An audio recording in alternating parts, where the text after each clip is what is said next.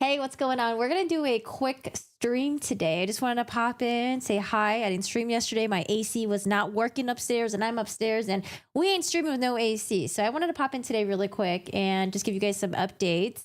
Well, the main topic will probably be the Buster Murdaugh interview that he does. Now, we don't have the full interview. We just have a little clip of the interview, but I wanted to watch the interview with the guys, read a news article about other things that he did say that's not in that little small clip of interview. And then we're going to talk about his father, Alex Murdaugh, who's currently sitting in jail right now for the murder of his son and his wife, Paul and Maggie, or Paul and Mags. I don't know. Maybe that's what he calls Maggie. Hi, Madison. How are you doing today? How's it going? And then I want to do a little quick update.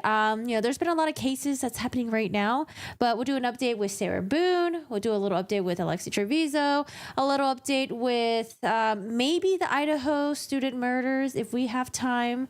I mean, I do have time. It's just that depends on if I want to get to it or not. But yeah, lots of updates going on. Vegas was so hot and busy, you ended up having to do your own hair and makeup for your wedding. Oh, dude, well, I hope you had fun, Madison. Dude, it was 100 degrees in LA this past weekend, so I can't imagine how hot it was in Vegas. Probably, were y'all in like the 120s back there? Hi, Dave. How are you doing today? Oh, Punk Princess from Scotland. Hi, Valerie. How are you doing today? Hello. I think the last time, it feels like I haven't streamed in a while, but honestly, I was here on Friday, I think. Didn't we do the Depp v. Heard sidebars on Friday? That was a very long stream. And I was going to upload the video onto YouTube. Everything was ready to go, but then I was like, this thing's like 3.5 hours long. Maybe I should trim it down a lot or a little bit. So I might trim it down more, and then I'm going to split it up into 2 segments. I think will be better. I don't know. When I see like 3-4 hours, I'm like, oh God, that's so much. But I guess you can also listen in the background and have like a podcast style. I don't know. What do you think? Do you think 3 hours is too long, or do you think I should trim it down? Do 2 segments. Maybe that would be better. And especially if there's like certain parts that you want to read and like certain parts you want to get to, and you don't want to do like 3.5 hours worth. I don't know. It was like 110 plus. But see, the good thing about Vegas is that at least it's dry heat. I don't like humidity. I don't like having swamp baths. Dry heat is it's like hot and it's searing, but it's just better than just having your panties and your boxers all soaked up. Hi Dawn, how are you doing today? Hello, Corgi from Kentucky. How's everything in Kentucky? Oh man, for you guys who are like in Florida, maybe even like the Tennessee area, stay safe. I hear there's a hurricane that's like landing today, right? Hurricane Adalia. 10 out of 10 recommend Tournament of Kings. Forward to the latest Sarah Boone circus. Yeah, we just got little updates here and there, little tiny updates. But I'm actually really surprised. So the last update we got from Sarah Boone was that her lawyer, Frank Bankowitz, 6th lawyer, was like, you know what? I'm going to do this a second time and see if the judge approves. But this is the second time that he put in a motion to withdraw as counsel because, there's been some irreconcilable differences. But I think there are some punches being thrown a little bit here. I think the motion that he put in, it seemed a little bit snarky, or I don't know, snarky. Maybe it's snarky words just in my head because of Benchu. But he essentially was just like, you know what, Sarah Boone, go find your own lawyer. And you know what? Maybe you should just represent yourself. But I do want to do a little quick update about that. And then, some other cases that's like pending. And then we'll talk about Buster Murdaugh, Alex Murdaugh. But yeah, stay safe, everyone. Yeah, you guys be careful out there. I know like there's quite a few, they had like emergency evacuations where they told people to leave their house and evacuate. So, yeesh. Hi, Kurt Smith. How are you doing? Do it 3 hours long with labeled sections so you can appeal to both. Okay, you know what? I'm really bad with labeled sections. It's just because I'm just too fucking lazy. But yeah, the labeled sections is a really good idea for YouTube. But yeah, I'm just too lazy to do that. I used to do that for my video games, and I'd be like, oh my God, I don't feel like doing this anymore. But yeah, maybe I don't know. Right now it's like 3.5 hours. I'm just like, oh my God, this is so long. And then I looked at my previous videos that I uploaded. Some of them were like an hour, some of them were 2 hours. I'm like, 3.5 hours. That might be pushing it a little bit. Hey. Hi, Kurt. How are you doing today? Okay, let me make sure my overlays are all good. Sometimes that all mixed with my Twitch stuff. Oh man, dude, my mom sent me I asked her to send me one of her old purses because I don't want to buy a purse. And so I was like, hey, can you send me like an old purse? And then she put one of my, there's like this music box that I used to have as a kid. It's like an egg-shaped music box, kind of like one of those like the Russian, I don't know, like the little Russian eggies. and I opened it. It was just full of dust, and I felt like I was gonna have like an asthma attack. It was like fucking dust everywhere. It was so nasty. Oh, dude, Righteous Gemstones. I always recommend people to watch it, especially if you have siblings.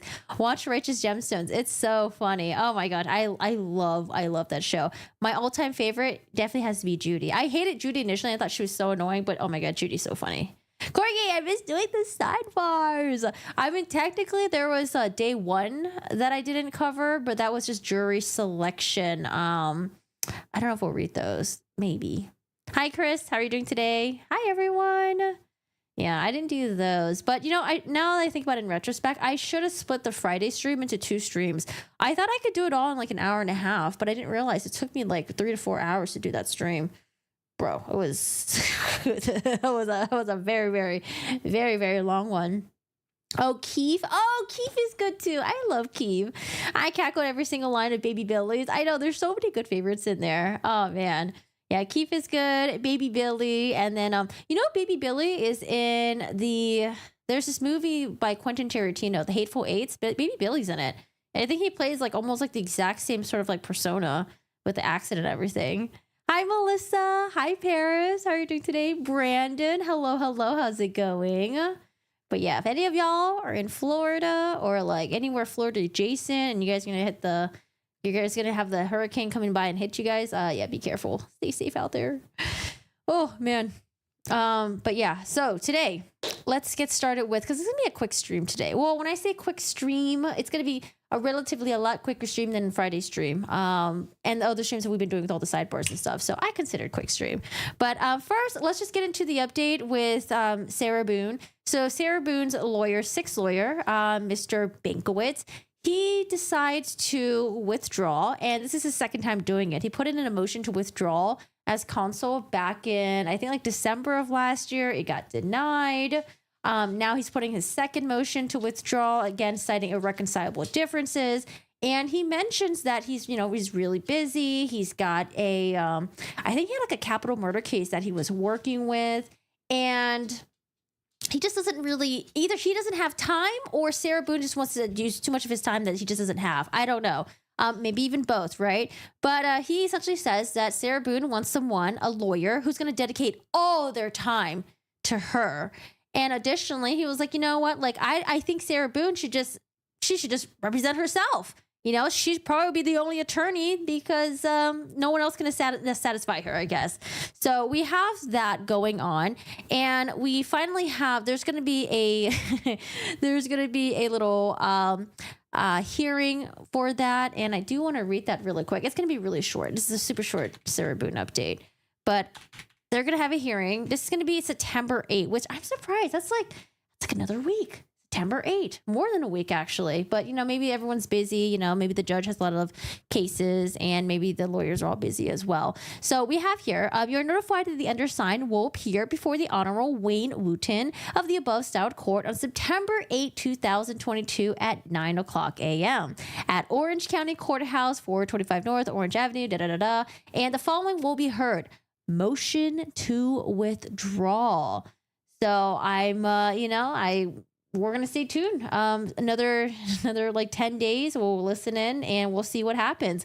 Will Sarah Boone get another attorney? Will she be assigned another public defender? Is she going to represent herself? I don't know. It'll be a hot mess if she represented herself, but she'll probably be better off getting another public defender. But I don't know. It seems like possibly she could be a very demanding person.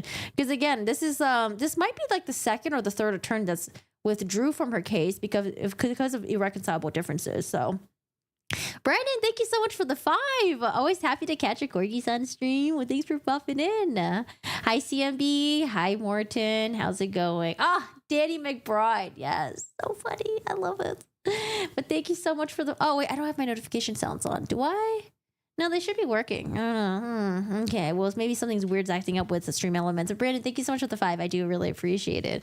So we'll keep an eye out on this date, and we'll see if Sarah Boone's 6 attorney is going to be able to withdraw. Now, again, currently for the calendar, we have that her trial is going to happen October 2nd, which was the same day as the Kohberger trial as well. And we know that's not going to happen anymore. But I always thought that Sarah Boone's trial was going to happen in October 2nd because there seems to be so much going on with her and her attorneys. And I don't know if they're getting anything done behind the scene. You know, she's saying that nothing's getting done. She's saying that she's not able to meet the attorney.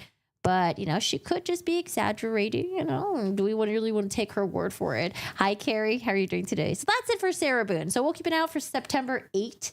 And that's going to be next Friday.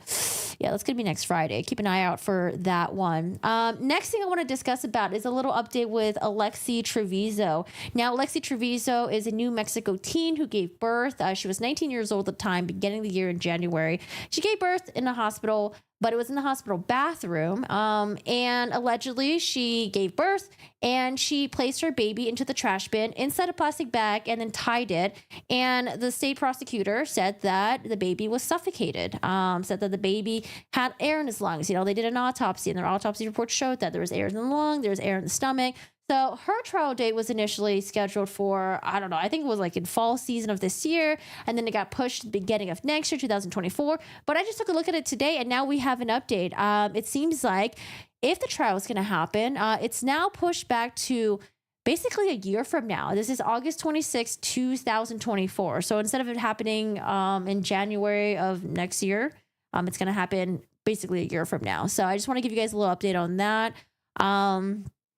Yeah, that's gonna be an interesting one. It says September 2022, not 2023. Wait, where are you seeing that? Which one, Amanda? Did I mess something up? Oh, it's probably just a typo. That or they're all just traveling back in time, you know? But yeah, it's probably just a typo, Amanda. All right, I thought you meant the Trevizo stuff. Okay, so yeah, Trevizo stuff has been pushed. Just a quick little update on that. And then next, let's discuss, we talk about Alex Murdaugh. So let's talk about Alex Murdaugh. Alex Murdaugh has been getting a lot of W's, lots of L's, which are loses. And Alex Murdaugh is just in a shit show of a storm, you know? He's already been found guilty for the murder of Paul and Maggie, his son and his wife. And then he has like these like federal financial charges. And then he's got this other like lawsuit going on with the insurance company and then the clients that he scammed. And I want to talk about the one with the Satterfield. So again, Alex Murdaugh had a housekeeper named Gloria Satterfield. She was our housekeeper for a very long time. I think she was even involved in like when, you know, in helping raise Paul. And Paul was around like, you know, early 20s at the time of his death. And so she's been a housekeeper for a very long time. And she had a trip and fall and she was sent to the hospital. And unfortunately, she didn't make it. She just didn't make it. I think she was in the hospital for maybe like a week or two. And she ultimately passed away. Now, Alex Murdaugh, it seems, took this opportunity and he tried to benefit from it financially by saying that like, oh, Gloria Satterfield told me that my dogs caused her to trip. So now I'm going to go to my insurance company and I'm going to try to get some money out of them for the insurance so we could pay the Satterfield boys. But instead of doing that, it seems like he just took the money for himself. It was about like $4 million. He took the money himself and then him and his, I don't know, friends / coworkers, they misappropriated the funds. The boys didn't get to see any of that money, unfortunately. And so there's just been a whole mess going on right now with Alex Murdaugh and that. But Alex Murdaugh, essentially, it's just a whole mess. I'm going to read this right here because it kind of does summarize it. But the judge does rule not in favor of the Murdaughs. Okay, so this was in, I think this was, what day was this? August. This is August 15. Oh, was it back in August 15? Did I miss this? Whoops. 15? Maybe August 15 then. Okay. So let's see what the judge says. Before the court is a defendant, Richard Alexander Alex Murdaugh, June 5th, 2023, motion 2 for relief from judgment pursuant to Rule 60 of the South Carolina Rules of Professional Conduct and Plaintiff's responsive motion for sanctions. So get into a little bit of background history. Number 1, on September 15, 2021, plaintiff commenced the present action against defendant Richard Alexander Alex Murdaugh, and others complaining inter alia that Murdaugh and the other named defendants misappropriated $4.3 million in settlement proceeds from the wrongful death claim following the death of plaintiff's mother, Gloria Satterfield. In late 2021, the plaintiffs entered in several settlements with defendants other than Murdaugh with a total value which exceeded $7.5 million. Number 3, also in the late 2021, plaintiffs and Murdaugh began negotiating for the resolution of claims against Murdaugh, which culminated in Murdaugh entering into a confession of judgment in which Murdaugh confessed judgment to the plaintiffs in the amount of $4.3 million. Number 4, in a related action, Renee S. Beach as personal representative of the estate of the Mallory Beach versus Gregory M. Parker, civil action, the receivership action. A receiver has been appointed to marshal the assets of Murdaugh for the benefit of the then known or yet to be identified victims of the alleged financial improprieties. Again, the Mallory Beach lawsuit one is the one involving his son, youngest son, Paul Murdaugh. Involving his son, Paul Murdaugh, who was involved in allegedly a drunken boat crash, which caused the death of Mallory Beach and then hurt a lot of his friends. They were all on the boat together. They were drinking, and he crashed into, I think it was a bridge of some sort, and which essentially ejected Mallory Beach and her boyfriend from the boat. Now, her boyfriend made it out alive. With Mallory Beach, at the time, they weren't able to find her body until a little bit later. Number 5, given the involvement of the court-appointed receiver, the parties hereto by and through their counsel agreed that it would be necessary to petition the court in the receivership of action to obtain permission for Murdaugh to execute the confession of judgment in favor of the plaintiffs. Number 6, on April 22, 2022, Nautilus Insurance Company, which paid $3.8 million of the $4,305,000 in total settlement proceeds following the death of Gloria Satterfield, filed an action for declaratory relief from the United States District Court for the District of South Carolina. Action code, the Nautilus action. The Nautilus action was then amended on May 11, 2022 to assert causes of action against Murdaugh to recover the funds that Nautilus had paid beneficially for the estate of Gloria Satterfield on the basis that Murdaugh had lied about the facts, giving rise to the claims for which it paid the settlement proceeds. So this whole thing gets really confusing and it gets really messy. Who is calling me? My phone. The whole thing is just really messy. So essentially, Alex Murdaugh was able to get his insurance company, one of them is Nautilus Insurance Company, to pay for essentially the accidental death of Gloria Satterfield, which he said at the time was caused by his dogs. Now, later on, they found out that this was a lie, that he lied about it, and the insurance company wasn't even supposed to pay anything to Alex Murdaugh to begin with. Well, Alex Murdaugh was like, well, you know what? If you want to come after me, you're going to have to go after the Satterfield boys as well. But the Satterfield boys, they're a little bit confused because they're like, well, you kept the money. We didn't get that we didn't even get that 4.3 million that you got. So this whole thing has just been a huge mess. And I feel like the judge who's reading this, he's probably just, is it Judge Newman? Which judge is this? Oh, it's a different judge. Okay. The judge is probably just rolling their eyes right now. All right. So we are at number, so which Murdaugh had lied about the facts, giving rise to the claims for which it paid the settlement's proceeds. Number 7, at the request of Murdaugh and the plaintiffs, on May 16, 2022, the Honorable Daniel Dewitt Hall entered an order in the receivership action granting Murdaugh to execute the confession of judgment. On May 31st, 2021, the confession of judgment was filed of record. So Alex Murdaugh wanted to have this confession of judgment thrown out. This was done last year, 2022. He wanted to have it thrown out because he was like, well, I lied on it, so throw it out, please. It wasn't the dogs that tripped Gloria Satterfield. I made up the lie. Number 9, on May 16, 2023, that's this year, Murdaugh filed the present motion for relief from judgment. So about over a year later, year and 2 months.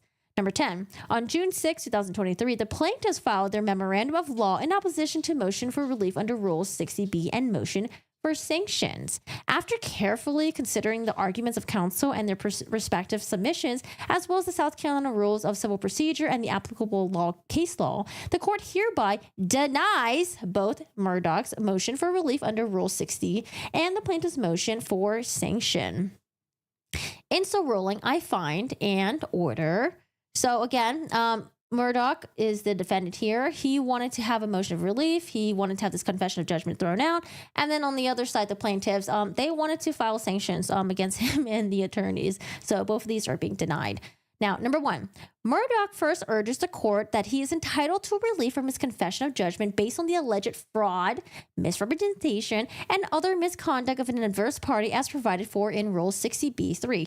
However, in reviewing the submission to the court and having considered the arguments of counsel, I find nothing that would rise to the level of fraud, misrepresentation, and other conduct of an adverse party that would support the relief requested. As such, I deny Murdaugh's request for relief under Rule 60b-3.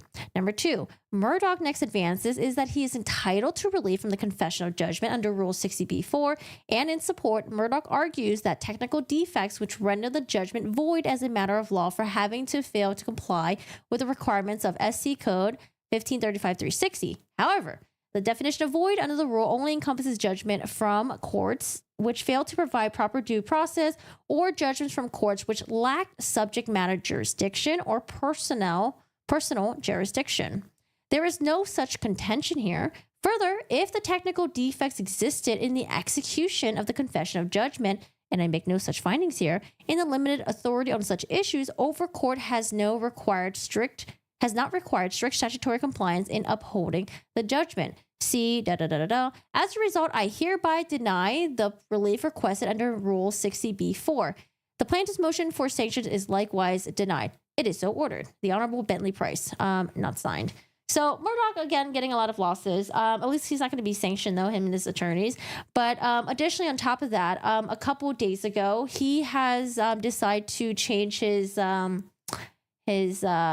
plea for the financial crimes that's been happening. For the federal financial crime charges. Sorry, that's what I meant to say. Federal financial crime charges. So back in, I think was it May of this year? Maybe it was May of this year. He pled not guilty. It was like 22 counts of like financial fraud. And now he decides to change his plea, probably to guilty. But we are wondering if there's going to be any deal with him and maybe I don't know, maybe with the DA or something. So we have some losses with Alex Murdaugh. Now, talking about Alex Murdaugh, let's talk about one of his sons, Buster Murdaugh. So Buster Murdaugh is his eldest son. Again, Alex Murdaugh had two kids. He had Paul and Buster. Paul was the younger one, the one that was murdered by Alex Murdaugh. And now we have Buster here, who is going to be doing an interview, or he already did an interview with Fox. I think it's called Fox Nation. Is it Fox Nation? Yeah, so Fox Nation is coming out with a, 3-part documentary, which is called The Fall of the House of the Murdaugh. I don't know why. That sounds really weird. The Fall of the House of the Murdaugh. I feel like they should just call it The Fall of the Murdaugh House. I don't know. I feel like that would have sounded better, but whatever. Anyways, so they're coming with a 3-part documentary, and to bolster it, they were able to get Buster Murdaugh to come in and, do an interview. And he essentially talks about how he, was not involved in the death/murder of Stephen Smith. And then also how he actually still believes that his father's innocent, which I'm really confused because, I really thought that Buster may have maybe changed his mind after sitting through the entire trial and then saw how guilty, in my opinion, really guilty of, how his father was and all the lies and everything.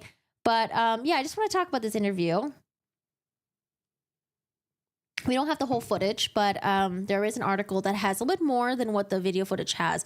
So I guess let's start with Stephen Smith.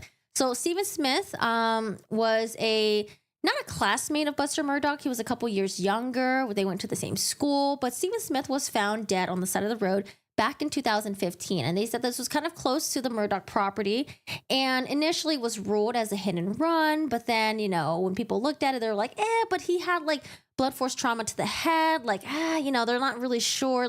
It doesn't seem like it was a hit and run. It seems like potentially maybe he was, possibly maybe he was targeted. Maybe he was being chased down. Maybe he was hit with a baseball bat. They don't really know what it was, but he had blunt force trauma to the head and it doesn't really look like a hit and run. And so there were some other things about it that was weird as well. But essentially, they reopened the case for Stephen Smith. They reopened the investigation. And now his family has hired Eric Bland, Ronnie Richter, which are the lawyers that are involved in the Gloria Satterfield case. And then also for their lead, I want to say, what was his title again? Was it forensic crime scene investigator? Do you guys remember Kenneth Kinsey? Kenneth Kinsey, he testified for the Murdaugh trial. and he is a forensic examiner. I forgot what his exact title was. I should have wrote it down. I knew I was gonna forget this. Okay, I knew I was gonna forget this. But anyways, yeah. So Kenneth Kinsey is now also investigating in the Stephen Smith case as well. He's gonna be involved, and they actually had Stephen Smith's body exhumed a couple months ago. They had it exhumed to have it, re-examined and everything to see if they're gonna get any new information. But yeah, they essentially reopened the case. So I don't really know where they're going. There's any update with that so far. Last thing I heard was they just exhumed the body, but we're waiting to hear more about that. So that's Kenneth Kinsey right there. So anyways, so the family, I think the family members thought that Buster Murdaugh may have been involved. There were like rumors that were circulating that perhaps, maybe he was romantically involved, maybe not. Maybe it was just like targeting Stephen Smith because he was gay. But yeah, a lot of like rumors that are circulating. And Buster's here on this interview. He's going to address that. And additionally, he's going to talk about, he does mention that he thinks that Alex Murdaugh, his father, may potentially be a psychopath or have signs of being a psychopath. But he does say that, he believes his dad is innocent because he knows how his dad was behind the scenes, and the love that he showed Maggie and Paul, especially after they passed away. And so, yeah, I just want to talk about this interview because I thought it was kind of interesting. Now, am I going to watch the 3-part documentary thing? I don't know. If it's easy to watch, I might watch it. We'll see. I'm not sure where they're going to be showing this on. But let's read this article right here. And then we'll watch the... there's a little clip on crime and law and crime. I was like, what is it called again? There's a little snippet on Law and Crime that we'll watch together. So let me read this article. Oh my God, we're getting so many pop-ups. Clearly targeted, no signs of being hit by a car. Kenneth is the lead investigator to the Stephen Smith case. Loving father in quotation marks. Okay, so Buster Murdaugh has broken his silence to deny any involvement in the mysterious killing of gay teenager Stephen Smith and insists that he still believes his father is innocent of the murders of his mother and brother. Now, Buster Murdaugh has been relatively pretty quiet throughout the trial. Didn't really say much. I mean, he did go up there and testify for his father, but, didn't really give any interviews or anything. The only thing that we heard from Buster Murdaugh was, I think, shortly after the verdict came out that his father was guilty. He was being hounded by the press, and his girlfriend came out saying that he wanted they essentially wanted the press to leave them alone because the press was being very invasive of their privacy, going as far as zooming into their windows and seeing what they were doing, or looking inside her car or something. Not going inside her car, but maybe peering inside to see what was inside of her car or something like that. So I remember that was happening after the verdict came out. But other than that, we haven't really heard from Buster Murdaugh at all. So Alex Murdaugh, only surviving son, spoke out in his first TV interview since his family was propelled to national attention for the new 3-part Fox Nation documentary, The Fall of the House of Murdaugh. Now, I'm a little bit confused. I don't really see what's the point of him speaking out. He's not... People are accusing him of potentially being involved in the Stephen Smith death/murder. But there hasn't really been any evidence that really linked between the two of them. There's just been a lot of people who say they heard rumors, possibly. But we'll wait until, maybe there's some evidence that comes out. But for now, in my opinion, I would just say Buster is he's innocent as far as I know. But but here's the thing. I'm just confused why he would give an interview. Why not just... I don't know. What's the point of giving an interview, I guess? To really prove your innocence? Okay.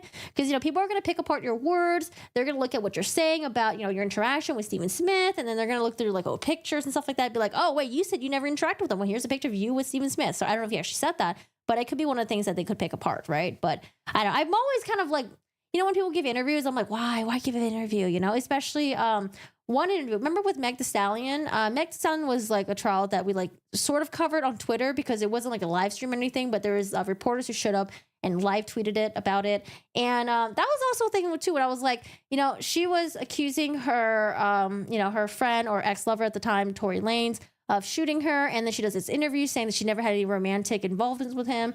And I was just why do the interview? Just wait for the trial to happen. Maybe do an interview afterwards, because sometimes people are going to pick apart your words and they're going to destroy you. And they essentially did destroy her a little bit because she said she didn't have any romantic relations with Tory Lanez. But then later on, she confessed to saying that I did lie about that on the interview. But I will say she was probably blindsided though, because maybe she didn't expect Gayle to ask her that question. but maybe she was just embarrassed or something. But I don't know. I'm just like, why give these interviews? Okay, sorry. A little tangent about interviews and stuff. Murdaugh's only surviving son spoke in his first TV interview, 3-part series. So in the interview, Buster slammed rumors that he too could have been involved in a heinous murder, that of a 19-year-old Smith in July 2015, and offered an alibi for his whereabouts on the night the teenager was killed. He said, I never had anything to do with this murder. I never had anything to do with him on a physical level in any regard. He said in a clip from the doc due for release of August 31st. Oh, that's tomorrow. Smith, a nursing student, was found dead on the road in Hampton County, South Carolina, in the early hours of July 8, 2015, not far from the prominent Murdaugh family estate where Alex Murdaugh murdered Maggie and Paul 6 years later. So that's the Moselle property.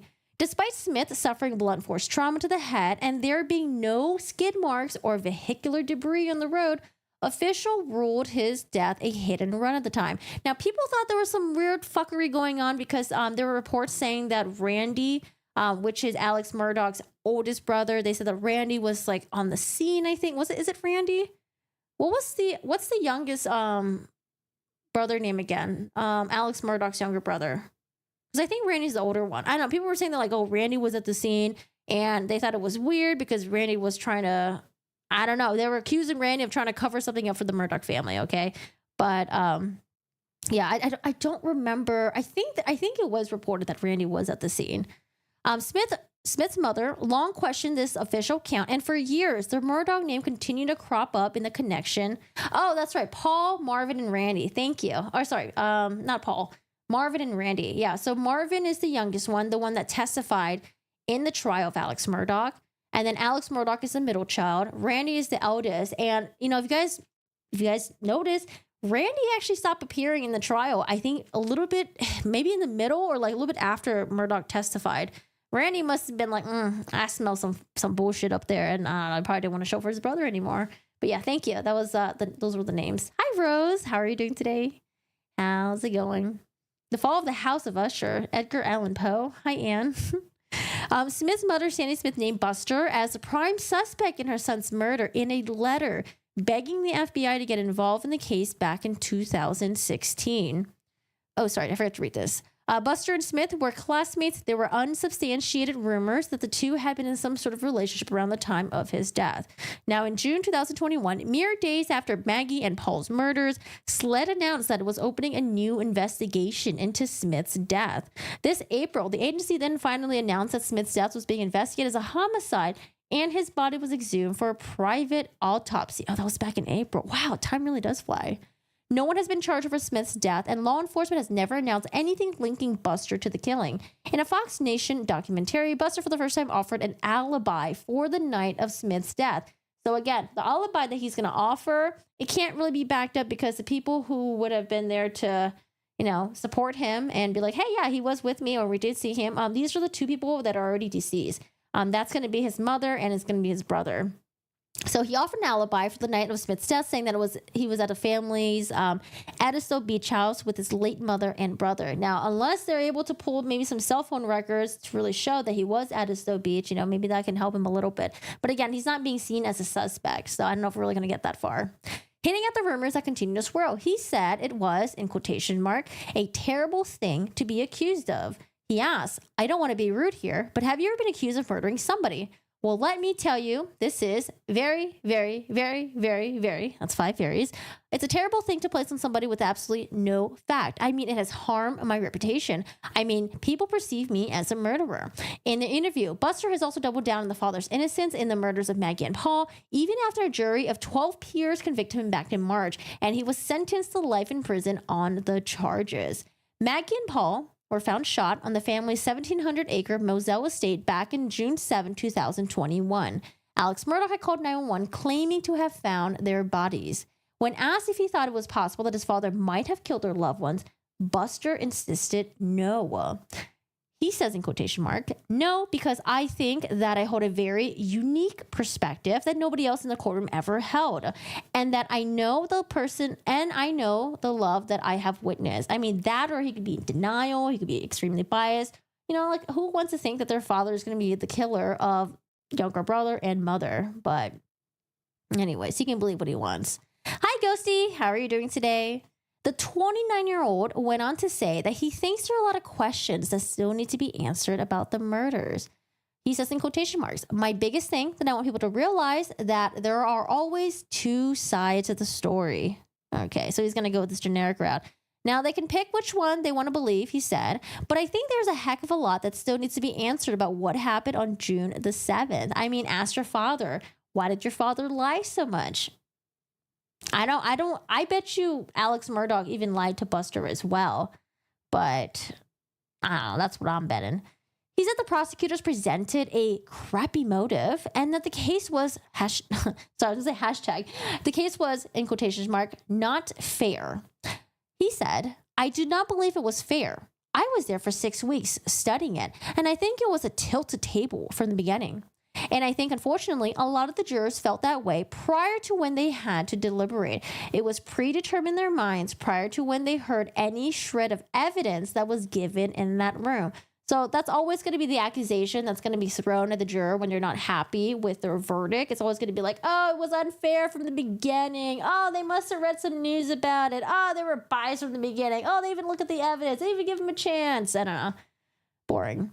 Buster said he believed the people were under an awful lot of pressure to come up with a suspect in the killing. And so the route they decided to go with was to charge his father. I feel like for law enforcement to go after such a prominent lawyer in the South who had familial ties dating back, I don't know, many years, 100 years plus, I think, that would have been harder for them to do, really. It would have been easier for them to just not go after Alex Murdaugh. But anyways, he also blamed the media coverage of the case, which he said left jurors going through the process with their minds already made up. Because of everything they had the ability to read prior to the trial, he said. So again, he's just basically just kind of throwing accusations at the juror. I mean, isn't he the one that's making baseless claims right now? He doesn't know if the jury actually read it or not. He's just basically accusing them of like, oh, they probably, already made their minds before. Or he probably, maybe the jurors were reading the media coverage, maybe the social media coverage. So I don't know. I mean, like, I get what he's trying to say. And I get that he believes his father. But the fact that he was saying that like, oh, I have baseless accusations thrown at me. And now he's kind of doing the same thing towards the jury member. All jury members. Brandon, thank you so much. Gifted 1 Corgi membership. Ghosty, welcome. You are gifted a membership from Brandon. Enjoy your emotes and welcome. Thank you so much. I don't know why do I just have my overlays turned off? Let me see. No, my overlays are turned on. I think Stream Element's taking a vacation right now. Or like a work from home or something. But Brandon, I really appreciate that. Thank you. Funny way to say documentary. I know my sister shits on me all the time. I have some interesting ways of pronouncing certain words, but I can't change. Okay, I like the way I pronounce it, so I just leave it at that. So Buster says in quotation marks, "I think that people get overwhelmed and I think they believe everything that they read." So again, we're seeing a lot of I thinks here. He doesn't really know. He's just throwing accusations out there. And I think he took advantage of a jury pool in a very small town in a very small county. Now, with his father behind bars, he said he fears that the real killer is still walking free. He says in quotation marks, "I think I set myself up to be safe, but yes, when I go to bed at night, I have a fear that there is somebody that is still out there," Buster added. Throughout the high-profile murder trial, Buster stood by his father, attending each day of the court's proceedings with the family members. Again, the fact that they fear that there might be someone out there, I mean, why not hire like bodyguards or something, back then? I know now they probably don't really have much money, or I don't know. I don't know. But back then when the murders had happened, if you're really in fear of your life, like why not set up like bodyguards and stuff like that if people were going to come after you and your loved ones.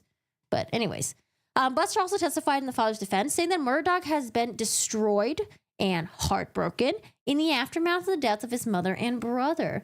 But despite continuing to insist his father's innocence even now, Buster did not deny that his father may be a psychopath. He says in quotation marks, "I'm not prepared to sit here and say that it encompasses him as a whole, but I certainly think there are characteristics where you look at the manipulation, the lies, and carrying out of that such, and I think that's a fair assessment." So this is him, essentially agreeing that his father manipulates and lies. And I don't know. I mean, couldn't your father just manipulate and just lie to you about not murdering your mom and your brother? I don't know, kind of interesting, because he's just being a little bit picky and choosy, you know? But when asked if he worries he might be like his father, Buster also has some harsh words for his father's character. No, I do not worry because I am not a thief. I am not a liar. I'm not a manipulator, he said.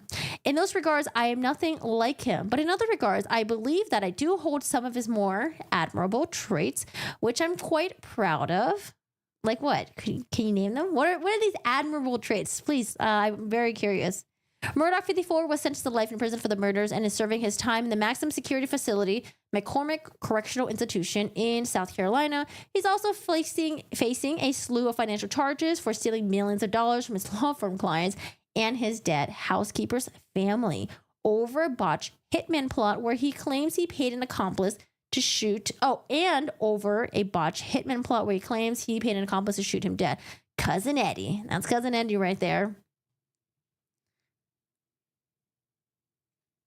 If you're a Buster, you would fear the general population. Just like OJ saying he's scared to write transcript because the killer could be amongst them. Oh, did OJ really say that? Oh, man, one day I hope to do like a dive into the OJ stuff. But that trial I heard was like nine months long. Even if I were to get the transcripts and read them, I don't know. That would be a huge chunk of my time. My father's not a murderer. He might be a psychopath. Excellent interview. Well, I mean, he's going to have to... I think maybe it's one of those things where it's like, if you deny one thing, but you at least admit one thing, maybe is in totality, you know, people might believe you're telling the truth. I don't know. I don't know if I really believe that he thinks his dad is innocent, but I don't have a peer into his mind. But I don't know, man. Anyways, Cousin Eddie, as well as Smith's death, Murdaugh high-profile conviction also shone a spotlight on some other mystery deaths tied in South Carolina legal dynasty. An investigation was reopened in another mystery death connected to the Murdaugh family, that of their longtime housekeeper, Gloria Satterfield. She died in 2018 in a mystery trip and fall accident at the family home. Murdaugh then allegedly stole around $4 million in a wrongful death settlement from her sons. Man. At the time of his murder, Paul was also awaiting trial for the 2018 boat crash death of Mallory Beach. So, you know, until I hear more things about Buster Murdaugh, if there's evidence that he was involved with Stephen Smith, at the time, I'm just going to think that he's innocent. I know a lot of people wanted him to be involved in the Stephen Smith death because it would have been sensational to have, you know, Alex Murdaugh's entire Murdaugh family. They're already kind of under a telescope, right? So Alex Murdaugh for the financial crimes, for, you know, the murder of his wife and the murder of the son as well. Possibly having Paul and Maggie involved in the Gloria Satterfield fall. You know, people were saying they're like, oh, you know, they might have been involved. I don't know. Like there were rumors circulating about that. And there was also Paul with the boat incident. So just a lot of things going on with the Murdaugh family. And I think, you know, a lot of people wanted it to be Buster because that would just put the cherry on top of the cake about the Murdaughs just being, you know, a family that is not quite as prestigious as a lot of people thought they were initially. But anyways, so yeah, that's the Murdaugh update. And then also Murdaugh, again, 5 days ago, he has changed his plea for the federal financial charges. So initially he pled not guilty, but it seems that he's going to change his plea to guilty. And I do wonder why. You know, I wonder if he's doing it because, I don't know, I feel like at this point he's got like nothing to lose, right? But I don't know. We'll see. Hi, Dina. How are you doing today? How's it going? Oh, yeah, guys. Thank you so much for the likes. I do appreciate it. Hit the like button if you enjoyed. And let's just watch this quick little review. There's not much, but this is from Law and Crime. This is a little snippet of it. The full interview will be available, I guess, tomorrow when the doc comes out. It's about the allegation. Oh, whoops. Hold on. You have my audio set up. Played recordings of state troopers interviewing people who claim to have heard rumors about Stephen Smith and Buster Murdaugh. Now Murdaugh is answering questions about the allegations for the first time. His sister said someone approached her and said that you and Stephen were romantically involved. His brother says that someone approached him and says that you were with a group of young men who beat him with a baseball bat. These are police interviews? What do you say to that? To Again, both of those? Absolutely baseless rumors. I unequivocally deny anything that you just read off of that piece of paper. I did not have any personal, intimate relations with Stephen, and that obviously cannot be proven because it is baseless. I never had anything to do with his murder, and I feel like he was definitely, I mean, it makes sense, but like, I don't know. I felt like someone, PR or someone or a lawyer, like coached him to say this exactly the way he phrased it. The way he threw it in like unequivocally in there. Yeah, I don't know. It just sounds like someone coached him to say that, I guess. It sounds very robotic to me. never had anything to do with him on a... Or it could just be nervousness as well, you know, could be really nervous, and that's why he's kind of like, I don't know. I never had anything to do with his murder, and I never had anything to do with him on a physical level of any regard. No one has ever been charged in Stephen Smith's death, and the results of the second autopsy conducted after Smith's remains were exhumed earlier this year have not been released. However, the attorney representing Smith's mother told Law and Crime that a state grand jury is investigating his death. Martha McCallum asked Murdaugh where he was the night Stephen Smith died. Where were you the night that Stephen Smith was killed? The night Stephen was killed, I was at our Edisto Beach house. With your family? With my mom and my brother. Yeah, I don't know. I feel like he shouldn't have done this interview. So many people are going to read into like what he's saying and stuff like that. And I don't know. I just feel like just don't do interviews, man, when you're accused of things like this. I don't know. Just like don't do interviews, but... Two witnesses who can vouch for Buster Murdaugh's whereabouts that night, his mother Maggie and younger brother Paul, are dead. They were murdered on June 7th, 2021. His father, Alec Murdaugh, is serving 2 life sentences for the murders, but plans to... What's going on with the appeal? Remember how him and his attorney say they were going to appeal the verdict? What happened? Did they ever put in the appeal in? Alex Murdaugh, appeal, murder. Attorneys for Alex Murdaugh on Thursday filed a notice to appeal his conviction for the murder of his wife and son, along with the life sentences. That was back in March. Do we get any update with that? I know. So he will appeal. They filed a notice for appeal. Also, like, is he running out of money to pay his lawyers? I don't know. There's a whole slew of mess going on with Alex Murdaugh and behind the scenes. To appeal. So what has it been like for Buster Murdaugh? As some people have suggested, he murdered Stephen Smith. What did you feel like when you heard that this thing was surfacing again? Well, Also, what's up with this music? What is up with this music that they got going on here in this interview? If it was like, you know, they're trying to make a certain like B-roll scene a little more dramatic, you know, the music, but like in the interview, I don't know, why is there music? Shout out from Sydney, Australia at 6:39. You're chilling with Corey-san, and you'll be sitting on, while sitting on the balcony drinking some coffee. Well, good morning. Hello, hello. How are you doing today? it's a lot like this, and you know, I don't want to be rude here, but have you ever been accused of murdering somebody? No. Well, let me tell you this, it is very, very, very, very, very, it's a terrible thing to place on somebody with absolute... Maybe that part wasn't well rehearsed. The very, very, very, very. I felt like he was trying to stall a little bit before he got this next sentence. Yeah, I don't know. Absolutely no fact. I mean, it has harmed my reputation. I mean, people perceive me as a murderer. This is the second time Buster Murdaugh has said his reputation has been harmed by what he calls lies. Whether he plans to take any legal action isn't clear. Well, I mean, I can see that, you know, if he had this horrible thing happen to his family and he wasn't involved in the Stephen Smith death, then I could see why he would consider himself a victim. But he called the allegations that he was involved in Smith's death defamatory earlier this year. The fall of the... Yeah, I would just say, I don't know, maybe she shouldn't have done the interview. I don't think he comes across very well in the interview. But I get it. Like he could also be like extremely nervous as well. So, yep, there's Buster, and we'll see if anything else comes out. There's like a full interview that I don't know how long the interview was, but there's a full interview on that. I really do wonder why he decided to give the interview.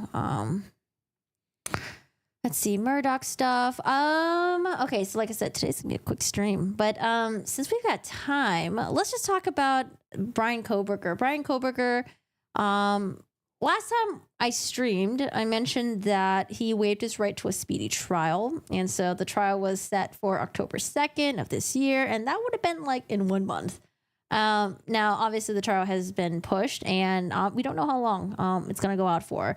I think it's going to be a very lengthy process and all the pretrial stuff and all the motions and whatever. But I do want to talk about the fight for having cameras removed from the courtroom. So Bryan Kohberger and his attorneys, he's got 2 attorneys right now, right? Yeah. Bryan Kohberger and his attorneys, they want to have the cameras removed from the courtroom. So Judge, and that's his name, Judge, Judge made it so that if the cameras are going to be in the courtroom, they can't be zooming in on Bryan Kohberger's face and stuff like that. They just have to have the camera probably like I'm trying to think. Have you seen any trials lately? Oh, do you guys remember watching the Gwyneth Paltrow civil case?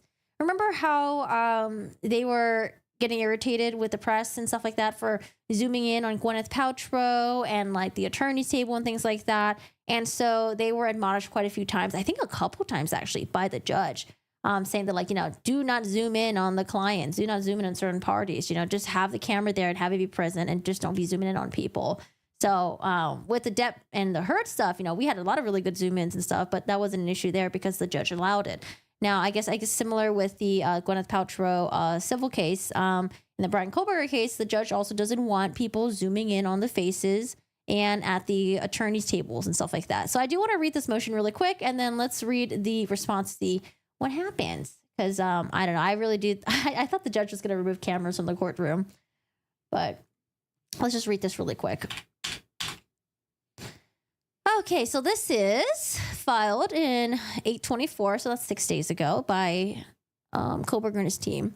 Comes now Bryan C. Kohberger through his attorneys of record and files this motion to remove cameras from the courtroom for the remainder of the proceedings in this matter pursuant to his right to a fair trial and the effective assistance of counsel guaranteed him by the 6th and 14th Amendment in the United States Constitution and Art 1, Section 13 of the Idaho Constitution.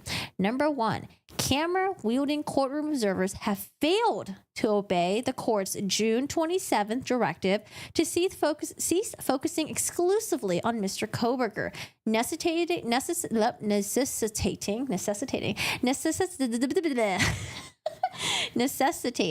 the expulsion of cameras from future proceedings.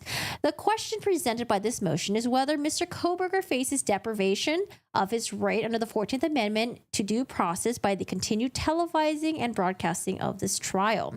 Recent press behavior in the courtroom clearly demonstrates that such is the case. Nearly 2 months ago, on June 27th, the court warned press observers not to focus strictly on Mr. Kohberger and to show a wide shot of the courtroom if they wish to continue filming court proceedings live. Fox News, Bryan Kohberger, judge issues warning to media at start of hearing on Idaho student murders, June 27, 2023, available at da-da-da-da. Press observers have thus failed to comply with the court's direction, and as the continued publication of images such as shown below continues to the present day. So we have some zoom-ins here, zoom-ins. Now, I wonder if they actually did zoom in the camera, or did they just have a wide shot, and then maybe in the aftermath, I don't know, maybe like cropped in or something. That's what I do for my thumbnail sometimes, right? But I do remember actually, no, because when Kohberger came into the courtroom last time, they did zoom in on him when he walked in. But I guess it depends on how strict the language was with the judge. If the judge was like, hey, absolutely no zoom ins, or if the judge said, oh, just don't be focusing on Kohberger the entire time. I don't know. I don't remember the June 27th stuff. I could look at it though, I guess. But maybe he was really explicit, and maybe he was like, hey, absolutely no zoom ins, and make sure you just have a wide shot of the overall courtroom. But these photos, these are photos. A blatant violation of the court's directive to cease focusing exclusively on Mr. Kohberger in their own right are also later appended to articles with blatantly sensationalistic and prejudicial headlines and content. The rightmost of the 3 photos above being used in August 22, 2023. That was from last week's hearing. Daily Beast article report says Kohberger's creepiness with... What? Kohberger's creepiness with women goes back to high school. I haven't heard about that. Available here. Further, the camera's continued exclusive focus on Mr. Kohberger provides fodder for observers and purported analysts on social media who are not bound by notions of journalistic integrity and who have potentially an even greater reach than traditional media outlets. The proliferation of these images and video is plainly observable on social media platforms such as TikTok and X. That's what it's really called, X. I feel like X just sounds so weird. X. formerly Twitter, in posts such as these provided below. What is this? Is hashtag Kohberger afraid of heights because his fly is? I can't even see anything. Who the hell is who's zooming in on his fly area? I don't even see anything. I don't know. Maybe the picture is better on X. Okay. Okay, that's a little too much, all right? What is he so giddy about? Oh, giddy? He's not getting an award. He's tired of her murder. That's what I was wondering too. There was a time when he did come into the courtroom and he did smile to someone in the gallery. But I was wondering, because I'm nosy, I was wondering if he was smiling at someone who was maybe like a family member, maybe like a friend of his, if he actually had anyone that showed up for him. Or maybe there's just someone in the crowd that just gave him a little, like, you know, a little smile and he just decided to smile back or something. But I was just wondering the same thing too, just because I'm nosy. As the press itself notes, in the court's June 27 admonition, the court referenced the recent Chad Daybell trial when cameras were asked to leave because they focused too much on the defendant. Oh, I wonder if this was back then when Chad and Lori were initially going to be charged as one, or they're going to have their court dates they're going to have their trials happen at the same time. Because remember with Lori Vallow, they initially, we're gonna have a trial with Chad, but they just decided to separate it. And then in Lori Vallow's trial, I actually never found out the reason why, but they didn't have cameras in there, which kind of sucked because, you know, it's kind of nice to see a live trial. But I wonder if this was back then when she was being, she had a court appearances with Chad, and maybe that's why the camera focused in too much. And then, you know, they decided to not have cameras in the Lori Vallow one as well. So we have another article. Indeed, such a parallel was drawn in the defense prior memorandum on cameras during hearings, yet camera-wielding courtroom observers remain undeterred. The chief function of our judicial machinery is to ascertain the truth. The use of television, however, cannot be said to contribute materially to this objective. Rather, its use amounts to the injection of an irrelevant factor into the court proceedings. As has previously argued, the circumstances present in Mr. Kohberger's case are singular and pose an extraordinary risk of prejudice beyond even that posed in Estes. Observers' continued failure to comply with the court's June 27 directive compounds this problem and results in a potential jury pool, constant inundation with conclusatory accusations and sensationalistic nonsense guised as a factual reporting and analysis. Whereas in Estes, the attendant risk of prejudice was limited to the potential jurors watching of television or reading of print media. Now this risk follows a potential jury pool wherever they go, viewable in their smartphones and constantly updated by thousands of unchecked sources. Each juror carries with him into the jury box these solemn facts and thus increase the chance of prejudice that is present in every criminal case. It is not only possible but highly probable that it will have a direct bearing on his vote as to guilt or innocence. The images and videos provided above were taken during pre-trial court proceedings but pose no less danger. To the contrary, they gradually poison the potential jury pool prior to trial, even occurring when winnowing? What the hell is winnowing? I never heard this word before. Winnowing. Winnow. Blow a current of air through grain in order to remove the chaff. Blow the wind. What the fuck does winnowing mean? Separating heavier components from the lighter substance. Okay, I guess I kind of understand their use of winnowing here. Even occurring winnowing the amount of jurors able to render a just and unbiased verdict. Okay. Yeah, reducing a large amount to a smaller amount. Okay, that makes sense. Winnowing. The number of jurors able to render a just and biased verdict. To the extent that television shapes sentiment, it can strip the accused of a fair trial. The Estes court itself noted that the unrestricted television coverage can be corrosive to non-trial proceedings and preemptively limit the potential for the eventual fair verdict. It is contended that this 2-day pretrial hearing cannot be considered in determining the question before us. We cannot agree. Pretrial can create a major problem for the defendant in a criminal case. Indeed, it is more harmful that publicity during the trial for it may well set the community opinion as to guilt or innocence. Though the September hearings dealt with motions to prohibit television coverage and postpone the trial, they are unquestionably relevant to the issue before us. As far As such, far from constituting an undue and over-restricted burden on the press's right, free speech, exposure of cameras, use of flout, the court's limited directive that Mr. Kohberger not be the sole focus of images and videos taken is the sole meaning of limiting what the Essex court expressively recognized to be a form of mental, if not physical harassment. Interesting. The inevitable close-up of his gestures and expressions during the ordeal of the trial might well transgress his personal sensibility, his dignity, his ability to concentrate on the proceedings before him, sometimes the difference between life and death, as indeed it is here, because he is possibly facing the death penalty. Dispassionately, freely, and without distraction of wide public surveillance. A defendant on the trial for a specific crime is entitled to his day in court, not a stadium or a city or a nationwide arena. Similarly, Mr. Kohberger is entitled to defend himself against capital criminal charges without cameras focused on his fly. I think maybe someone just like took in a footage of him coming in and then someone else just probably just zoomed in the photo. I don't know if the camera explicitly focused on the fly. That was a Twitter post, right? It looked like someone just like cropped it out and just zoomed in. That's what it looked like to me. Number 2, observers continued minute scrutiny of counsel table is violative of court's May 16 order governing courthouse and courthouse conduct and distracting to defense counsel. In addition to the inordinate and exclusive focus on Mr. Kohberger, courtroom observers have routinely violated the court's May 16, 2023 order, providing in part that no video or still photograph shall be taken. Who's taking pictures of any papers, documents, or notes which may be located on or around the counsel table or used by counsel? I wonder if like they took pictures and maybe there just happened to be a document in the background. Yeah, that's not good, but I don't know if they like meant to take pictures of the document. Order governing courthouse and courtroom conduct. This noncompliance is clearly demonstrated in the below provided photos. Oh, wait, there's more photos? Ooh. Below provided photos taken during the most recent hearing and has continuously undermined the court's stated interest in maintaining order and environment that permits all participants to focus on their responsibilities without undue distractions.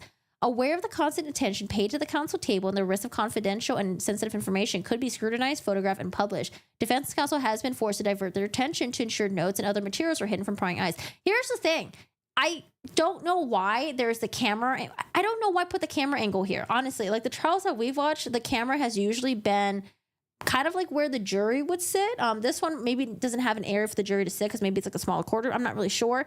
But why not just put the camera where, I don't know, like near where the judge is? So we're not behind, the defense's table, or we're not behind the state prosecution's table. Why not just put the camera in a different location? I don't know why the cameras are put here.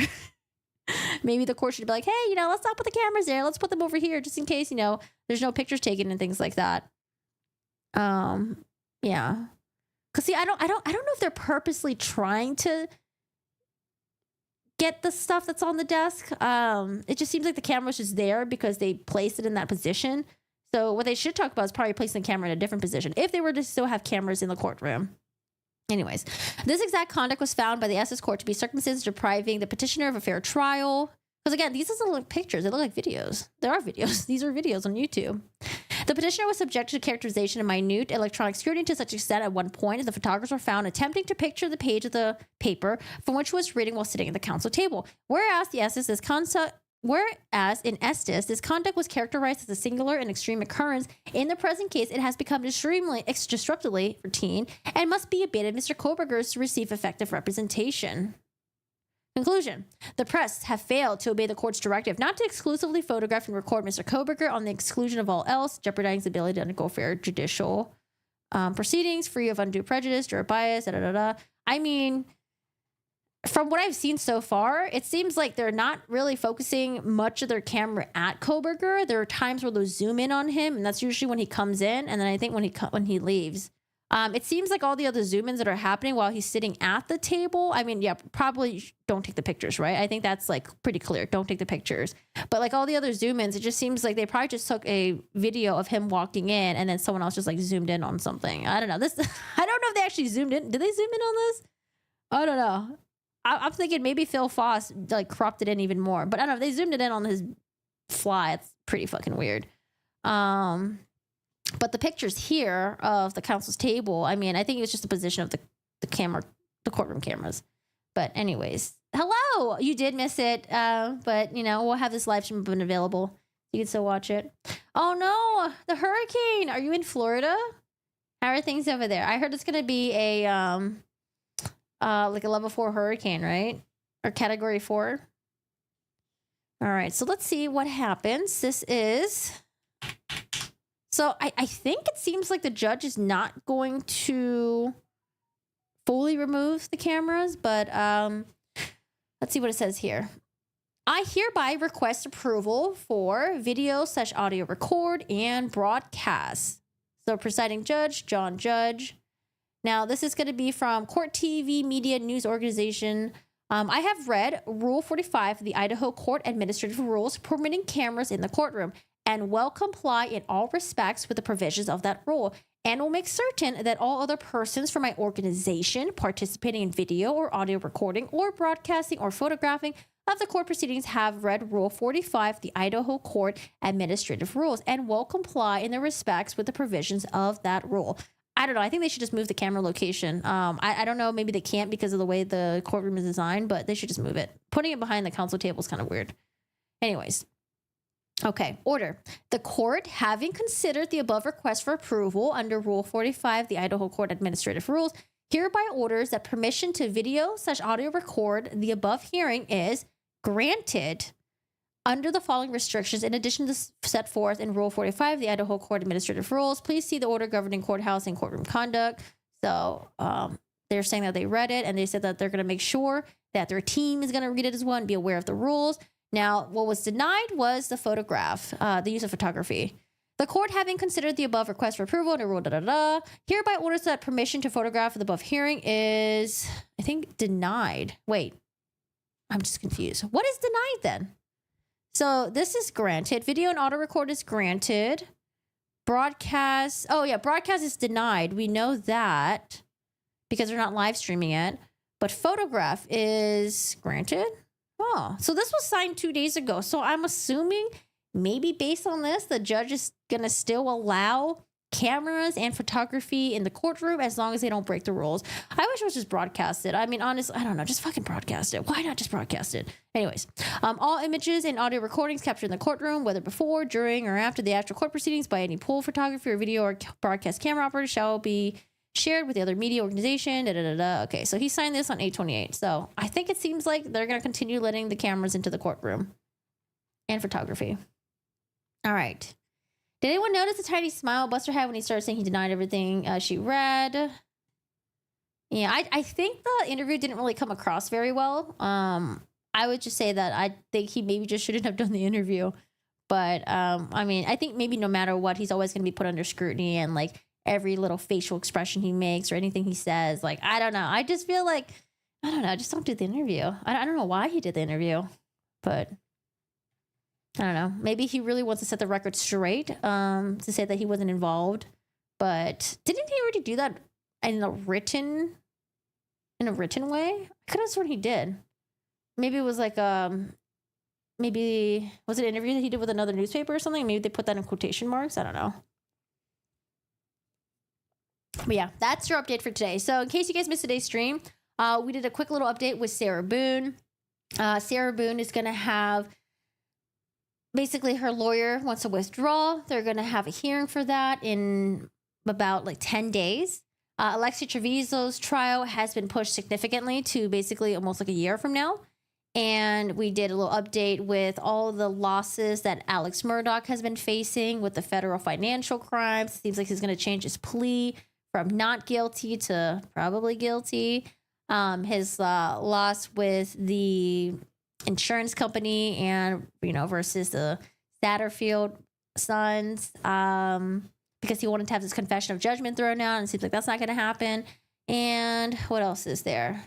I think that's about it. And then we talked about the Buster interview, which I think, man, you shouldn't do an interview. I don't know. What's the point of doing an interview? I don't know. But anyways, that's about it for today. I just wanted to quickly cover those really quick. I just want to pop in, say hello to you guys.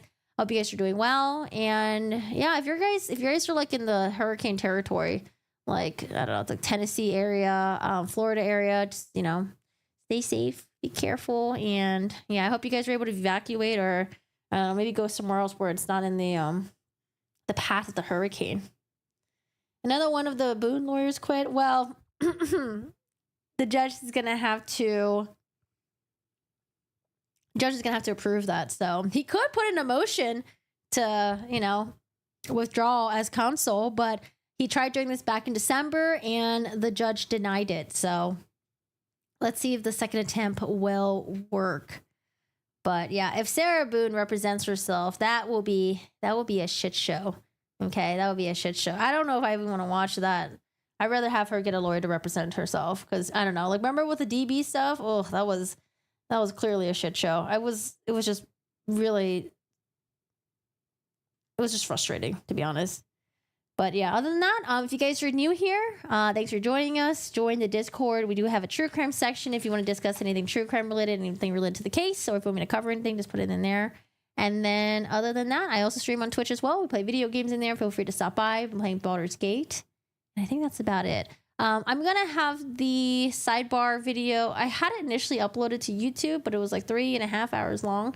Kind of long. I might split into two. I think I'm going to do that. I'm just going to split into 2 videos. So I'm going to go back and re-edit and then take some chunks out. And yeah, I don't know. It's a lot. But I'm going to have that re-edited. Or you can just watch the live stream as well. The live stream has the whole full footage. But yeah, anyways, I'm gonna probably re-upload it. And then other than that, thanks for hanging out. If there's any other updates or anything, I'll pop in on the YouTube stuff. But thanks for joining me on today's stream, and I hope you guys had a good weekend. Hope you guys take care and have a good one. And yeah, there's a Discord link right there if you guys want to join. And also, thank you so much for lurking. I appreciate you guys having me in the background. Thank you for the lurkers. Huge shout out to the people that are chatting. Thanks for, you know, joining in on the chat, keeping me busy. And thank you so much for the gifted sub and new membership and stuff like that. I do appreciate your support, or the super chat. I get them all mixed up. But I do appreciate it, guys. Thank you so much and have a great day. And I hope you guys take care. Bye. You just logged on. Oh, I'm sorry, Roberta. It's a short stream today. It's a short stream. We don't have a lot of like we had a lot of topics to cover, but they were mostly just like short stuff. So bye, Roberta. We'll be back.